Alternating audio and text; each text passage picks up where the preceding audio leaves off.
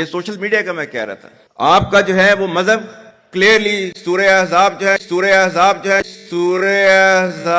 जाके खोलें, पढ़ लें उसको, उसमें क्लियर लिखा हुआ है। बड़े आकाम में से पहला क्या है, या अय्युहल्लज़ीना आमनू इन जाअकुम फासिकुम बिनबइन फतबय्यनु अन तुसीबू कौमन बिजहालतिन फतुस्बिहू अला मा फअलतुम नादिमीन। अहले ईमान, अगर तुम्हारे पास कोई फासिक शख्स आए जो मुत्तकी नहीं है, वो आए कोई बड़ी खबर लेकर, इतला लेकर, फतबय्यनु, तो तहकीक कर लिया करो, उसकी खबर पर कोई इकदाम न कर गुजरना।